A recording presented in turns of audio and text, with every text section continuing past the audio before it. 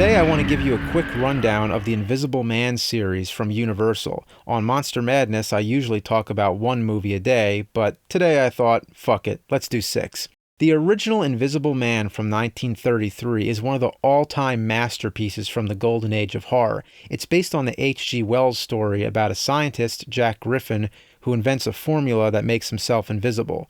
The problem is that he can't figure out how to make himself visible again, and the longer he stays invisible, the more he starts to enjoy the benefits.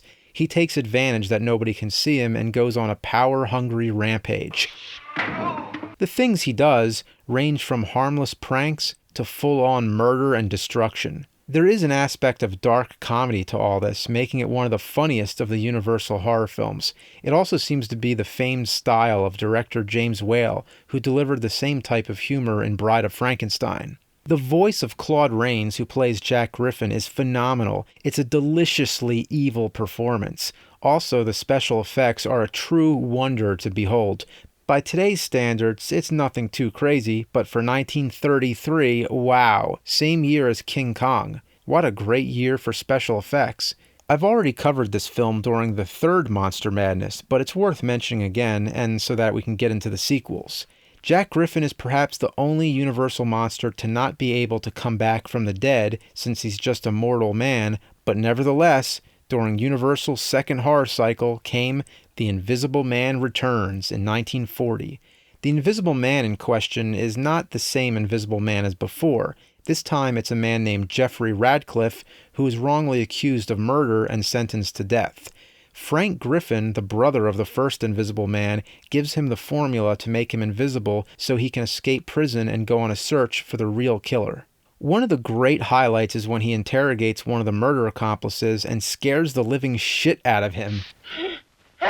As his detective work goes on, Radcliffe starts developing the same aspirations of power as his predecessor. Can he focus on the task at hand, or will he succumb to the same fate?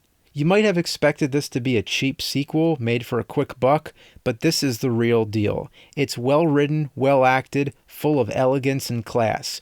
Radcliffe is played by Vincent Price in one of his early roles and his first ever horror role. He's mainly just a voice and only appears physically for a brief scene, but this is his first big breakthrough in horror long before he would become so well known with the genre. He gives a performance that is as good, if not better, than Claude Rains. If he has any claim on any of the classic horror characters, this is it. Even when the Invisible Man made a cameo in Abbott and Costello Meet Frankenstein, who of all people did the voice? Vincent Price. Of course, I have to mention the special effects are once again a cinematic marvel, perfecting what Universal began with the first movie. Good sense prevailed at the Academy Awards that year, and would you know, The Invisible Man Returns won an Oscar for Best Special Effects. A true miracle that a Universal horror movie actually won an award for something.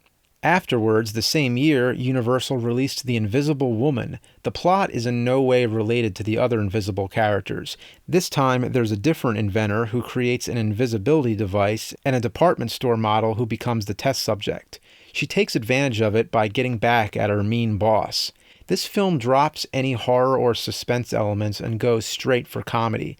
It's the type of dated humor that only might be funny in 1940. It's so drastically different in tone that I don't even count it as part of the series. The less said, the better. Although it was the first at the idea of an invisible woman, which came into the pop culture in comics as part of the Fantastic Four.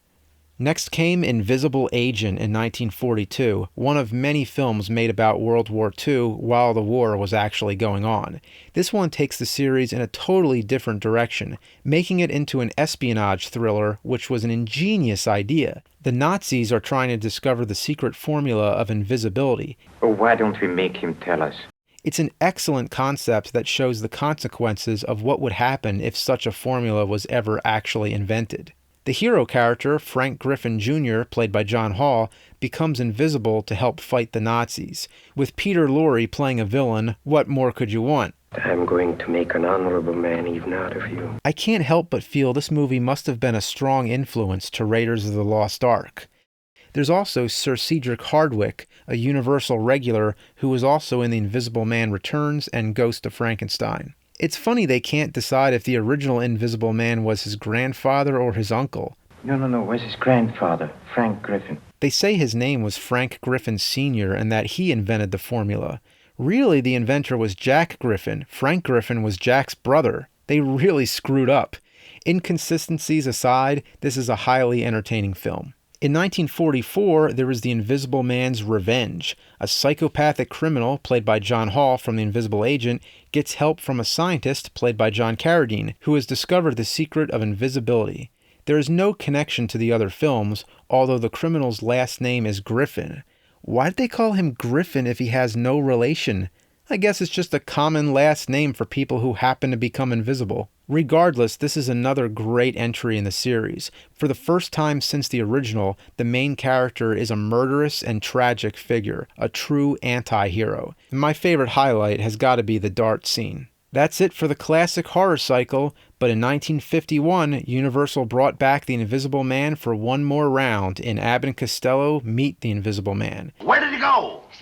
He disappeared. Bud and Lou are private detectives who are trying to help out a boxer who's been wrongly accused of murdering his manager.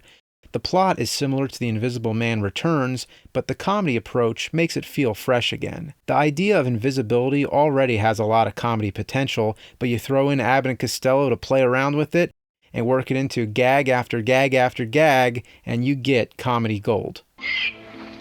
I used to be a juggler. My favorite scene is when Lou has to make it through a boxing match, but he has the Invisible Man on his side.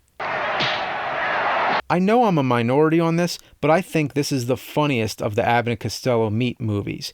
Yes, even funnier than the more famous Meet Frankenstein. Yes, I said that.